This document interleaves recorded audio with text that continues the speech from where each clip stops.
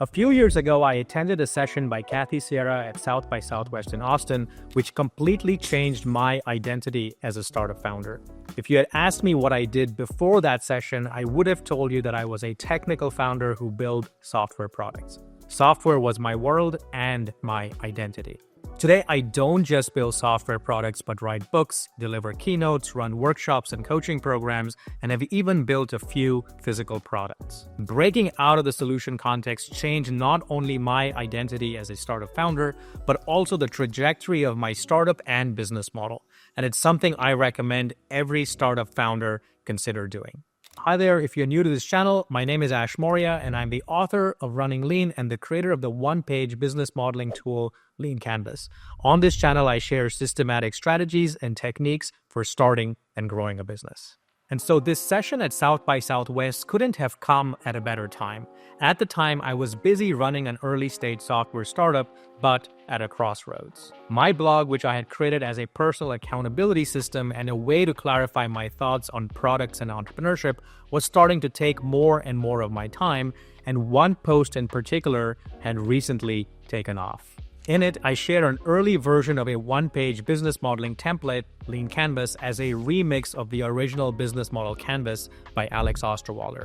The outflow of feedback and interest in this template had been unexpected, and after a few readers created their own online versions of the Lean Canvas, I wondered if I should do the same and offer it up as a SaaS product.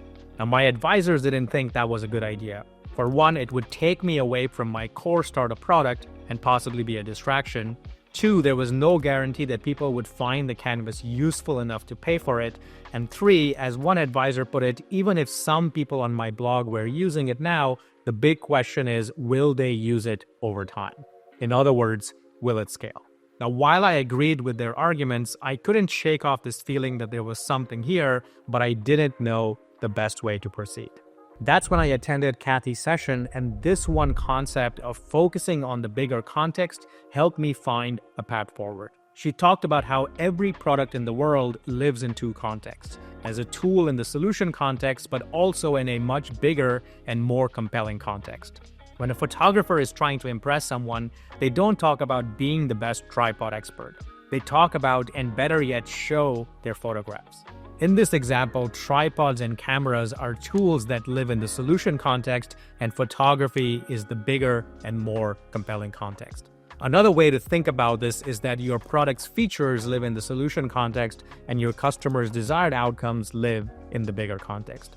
And desired outcomes, not product features, are what people really care and talk about. And then she shared the following prompt for uncovering a product's bigger context.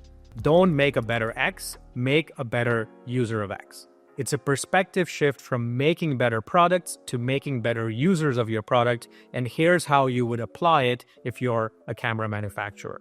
Don't make a better camera, make a better photographer.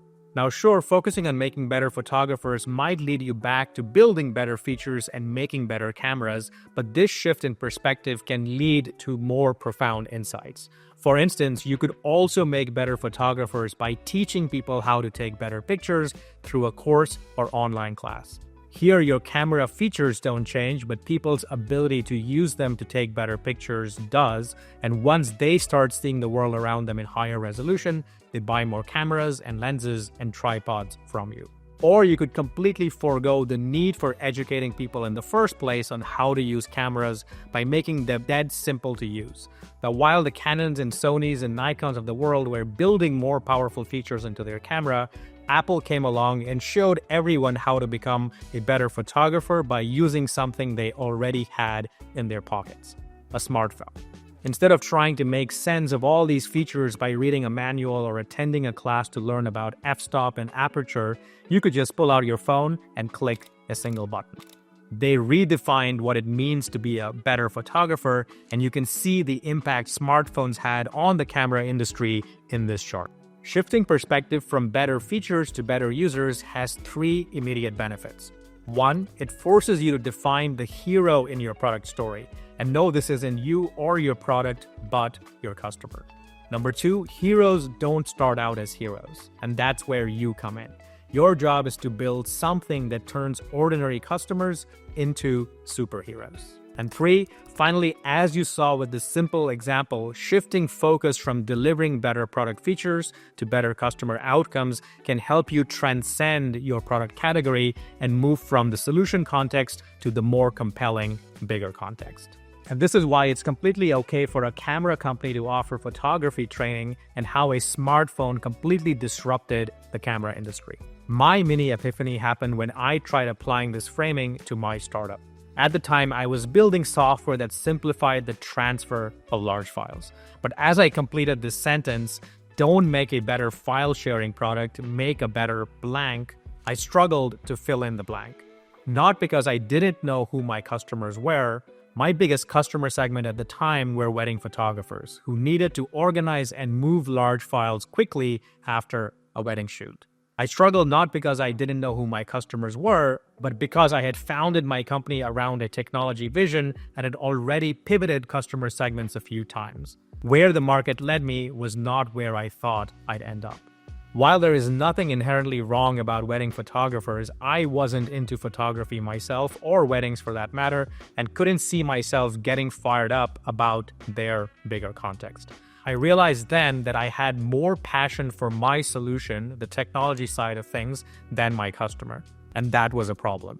It explained my many hours on my blog posts and why I wanted to keep working on tools like the Lean Canvas. It also became clear to me that I either needed to find a co-founder or team member who had the drive and passion for photography to grow my current startup, or I needed to do something else entirely. Now, I eventually chose the latter, which wasn't a simple decision, and here's how I went about evaluating my options. I started by applying Kathy Sierra's prompt to my Lean Canvas product and wrote down, don't make a better business model canvas, make a better startup founder.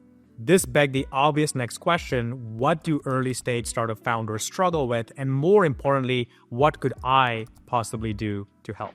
To get some answers, I interviewed several of my blog readers. I wanted to understand their more compelling, bigger context, and more specifically, how they saw the Lean Canvas fitting into that picture.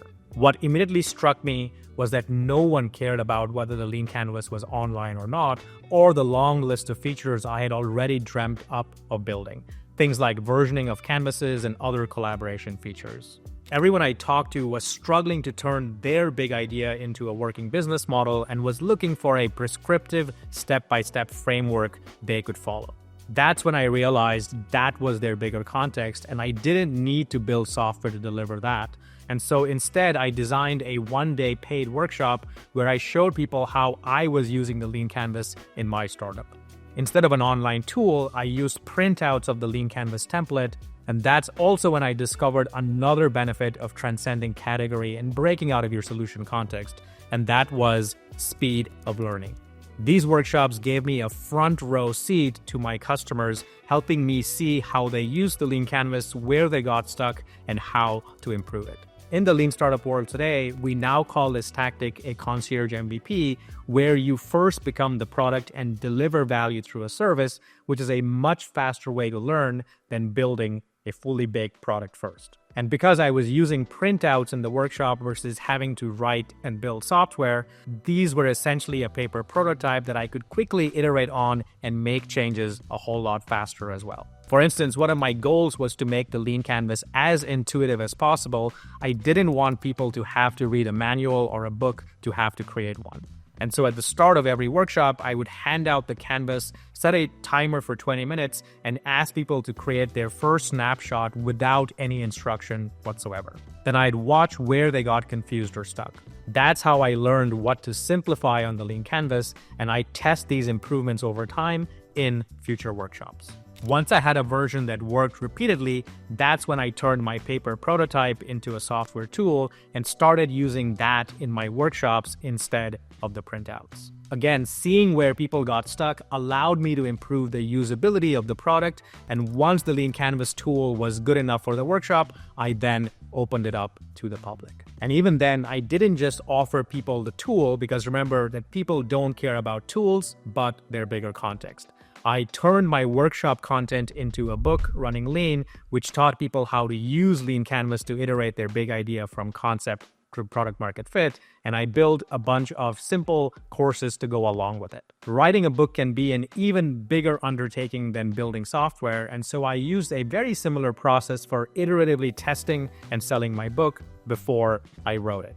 If you're interested in that story, you can check out this video over here. Now, I did all of this as a side project while running my core startup, and once I validated for myself that there was enough demand for these products and that I could see a business model materializing, that's when I decided to sell my original startup and go all in finding more ways to make better startup founders under a new company called LEANSTACK. Notice that I didn't call it Lean Canvas because that too would have been too solution-centric and too limiting. Now, sure enough, along the way, more tools got built, another book got written, and a series of step-by-step playbooks started taking shape. And that's when I revisited this prompt again: don't make a better blank, make a better startup founder, and realized that the left half didn't matter all that much. And so I simplified it even further to just make better startup founders. And this is how I now think of our true product at LeanStack. Writing books, building business modeling tools, and creating frameworks were never part of the original secret master plan. While they seemed random and disconnected at the start, it's easy to see in hindsight now how they were built and how they align with the overall mission. Transcending the solution context and chasing the bigger context has been a fundamental mindset shift for me and a game changer, and something I recommend that you also consider applying in your business. Product optimization lives in the solution context. This is where you search for better features, but product innovation lives in the bigger context. This is where you search for different and better outcomes, which is how you stand out as a startup founder. Now, if you like this video, you should also check out this video over here on how to win against the competition by picking different axes of better.